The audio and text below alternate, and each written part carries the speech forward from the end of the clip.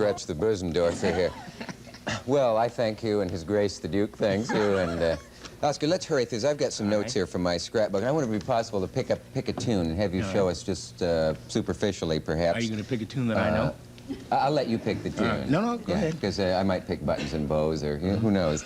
And if you could just show us some of this, what I think are called stylistic trademarks of other pianists. Mm-hmm.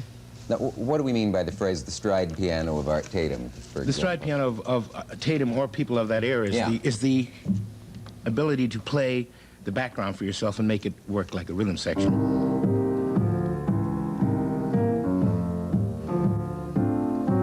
As opposed to when you play with the rhythm section, where you would just hold a chord, usually, or punctuate with a chord and play. Because the drummer is playing and the bass player is playing. So this way you go. Yeah.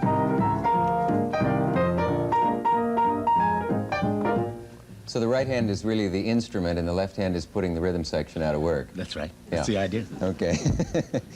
What else did I put down here? Oh, yeah, here's something I wrote. Talking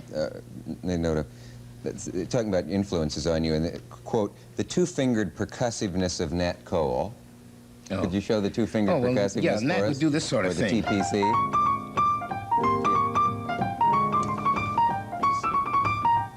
Which each note has its own articulation rather than being an insipid phrase like... Yeah. It's...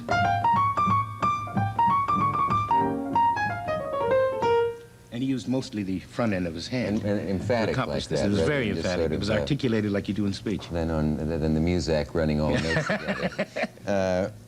That's part of the sentence. The other part they could hear in your early influence was the lyric octave work of Earl Garner.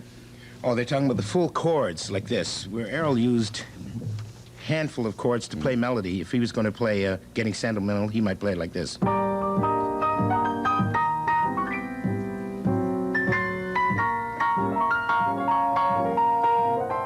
And delay it like that. Yeah. And as I said on another show, you have to know how to be able to do the proper delay so it doesn't sound false. Since you didn't name the airline, you better not name the other show. I won't. Was it run by a middle-aged man with white hair? No. Oh, okay. What about the relaxed block chords, or would that be a typo for black chords? No, I guess not in George Shearing's case. Not in George Shearing. George Shearing used this kind of thing.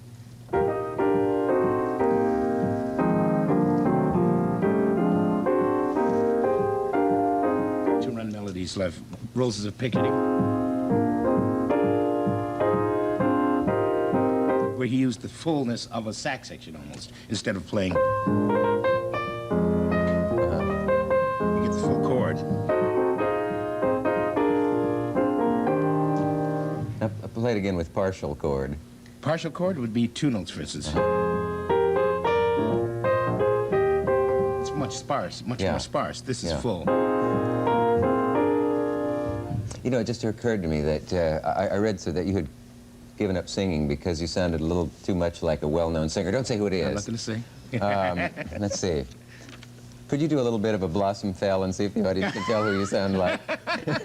I wish I could. Or what's another thing? Give Me a Kiss to Build a Dream On. No. Do you really sound like him?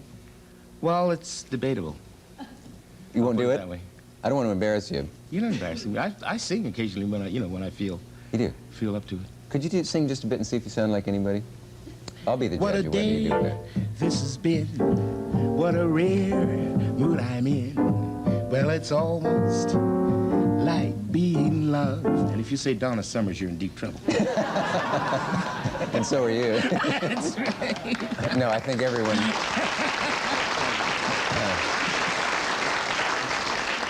I think everyone recognized the voice of the immortal George Burns. Let's not explain it. What are double-handed, or is it double-octave bass lines?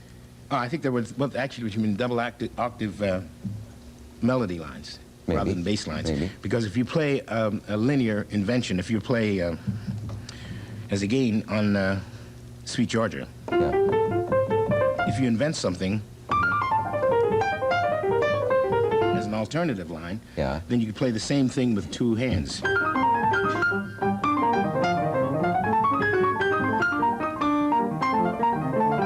Are they doing the identical thing, those two hands? Right.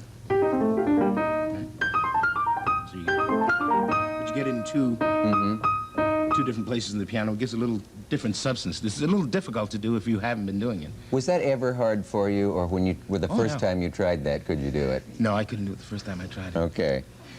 What would I be hearing if the pianist was tonality based? I've seen that term thrown Oh, around. you'd be hearing, all right, if you take this same tune, Roses, Okay. Picardy, right? You'd hear this sort of thing. Melodies. You might hear a more involved harmony like...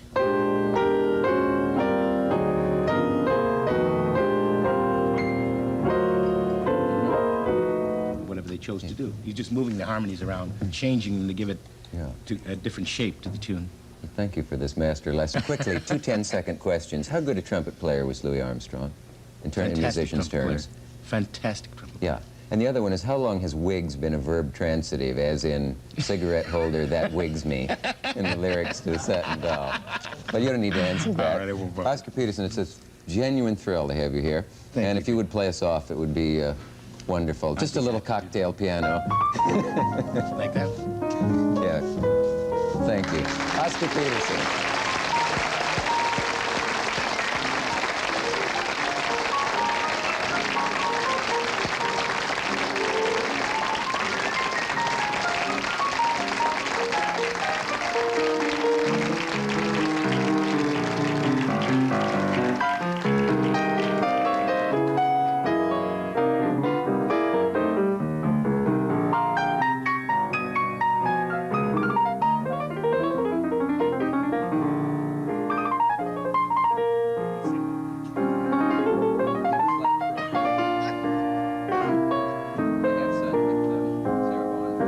They have